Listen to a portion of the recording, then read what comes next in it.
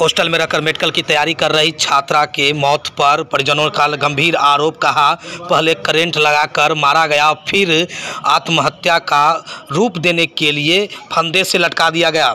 मामला मुजफ्फरपुर शहर के क्लब रोड स्थित एमबीडीएम कॉलेज के समीप का है। एक निजी हॉस्टल में मेडिकल की तैयारी कर रही छात्रा खुशी राज का शव मंगलवार को शाम फंदे से लटका हुआ मिला। घटना के समय कमरे का दरवाजा अंदर से बंद था। मृत छात्रा के पिता प्रकाश और भाई खुशहाल राज ने गार्ड के मदद से दरवाजे तोड़कर शव को फंदे से उतारा।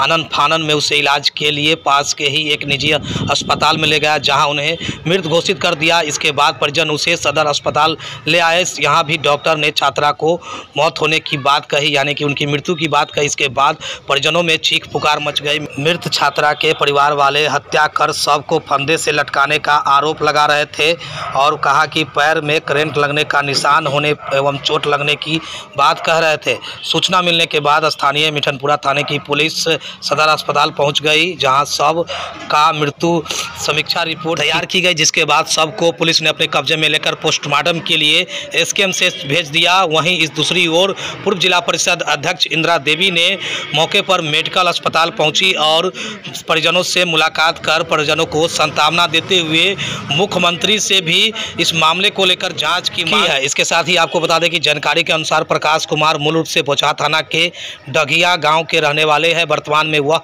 अहियापुर के चक मोहम्मद में अपना मकान बनाकर रहते हैं। वह प्रिंटिंग प्रेस चलाते हैं। उनकी पुत्री खुशी राज ने 12वीं पास की है और मिठनपुरा के एक इंस्टीट्यूट में मेडिकल की तैयारी कर रही थी। वह मई माह से ही क्लब रोड स्थित एक हॉस्टल में रह रही थी। मृतका के पिता का कहना है कि वह मंगलवार की शाम 4 बजे अपने बेटी से मिलकर आए थे। उस समय तब तक सब कुछ ठीक था। शाम 6 बजे जब वह फ़ोन नहीं उठा रही थी तो शक हुआ।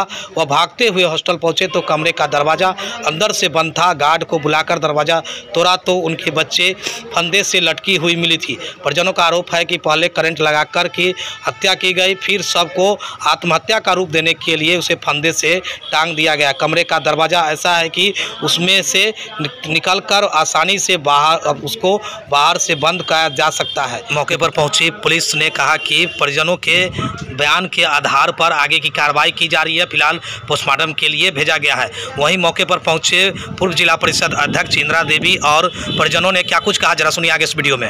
बताइए क्या कुछ। मुसहरी प्रखंड के बड़ा जगन्नाथ पंचायत प्रकाश पासवान जी की लड़की है, जो खुशी मेडिकल पढ़ाई करने के लिए ये लोग हॉस्टल में डाले थे। वैसी हॉस्टल का नाम है और अन्य हॉस्टल से इंस्टीट्यूट से क्लास करती थी। और हमारे मुजफ्फरपुर जिला में इतना दलित के बेटी के साथ अन्याय हो रहा है, इतना अन्याय हम लोग से बर्दाश्त से बाहर हो रहा है और हम लोग बर्दाश्त करेंगे नहीं। और जहाँ तक हम लोग का लड़ाई लड़ना होगा वहाँ तक हम लोग लड़ाई लड़ने के लिए तैयार है। ऐसा अन्याय आज मान लीजिए दलित के बेटी के साथ हो रहा है और कल दूसरे कास्ट की लड़की के साथ होगा, कब तक चलेगा बिहार में। आज माननीय मुख्यमंत्री जी और माननीय तेजस्वी यादव से मांग करते हैं कि हम लोग के न्याय दिलाए, नहीं तो हम लोग रोड पर उतर जाएंगे। हम लोग सारे जनप्रतिनिधि और पब्लिक के साथ हम बर्दाश्त करने से हम लोग बर्दाश्त नहीं कर सकते हैं।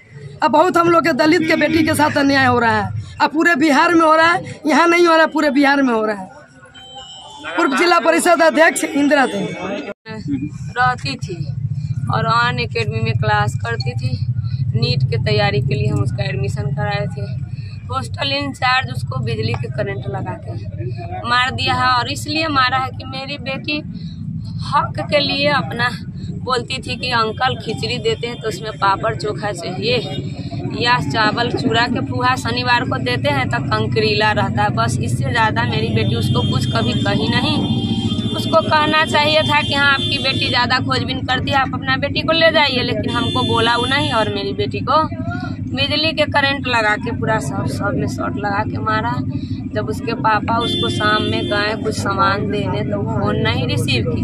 5 गो कॉल हुआ, कॉल नहीं रिसीव की। इसके बाद जब गए गेट पर तो लड़की लोग बाहर में उसमें हॉल है और पलाई से घेरा हुआ है, तो पलाई इधर से देखी बच्ची लोग तो देख रही है कि पंखा में खुशी लटक रही है। पंखा में गमछा से, इतना छोटा सा गमछा में उसको टांग दिया था बाद में, और उसमें वो झूल रही थी। एगो जनरेटर चालक है, उसको ही कहे गेट तोड़ो तो गेट नहीं तोड़ा, फिर ऊपर आइए मैं कूद के वही खोला है। जो हमको मेन है पैर में क्या था? हॉस्टल इंचार्ज जो है वही कास्टवाद के कारण, मेरी बेटी एससी थी, पढ़ने लिखने में तेज थी, उसको लगता था कि इस बार इसका नीट निकल जाएगा, और जलनशील भावना से हमारी बेटी को मर्डर कर दिया है। बस यही कारण है। क्या मांग करते हैं प्रशासन से? प्रशासन से हम बेटी के बदला फांसी के सजाए हो, और जितना से जल्दी होना चाहिए। प्रशासन को तो पैसा दे दिया है, प्रशासन दबकी लादे हुए ही नहीं, तो मेरी बेटी के डेड बॉडी राते से मेडिकल में पड़ा हुआ है, प्रशासन उसको पकड़ नहीं सकता है। क्या इज्जत है उसके वर्दी का जो वो मुजरिम को नहीं पकड़ सकता है। जातिवाद के कारण मारा है मेरी बेटी को। हम शाम में लेके ही आने वाले थे, कही कि पिताजी हम नहीं रहेंगे, हमको डर लग रहा है। बस इतना ही में हम तो कहे कि अच्छा बुआ को लेके आएंगे, शाम में लेके जाएंगे। इसी बीच में मार दिया हमारा बेटी को, इसी बीच में हमारा बेटी को मार दिया,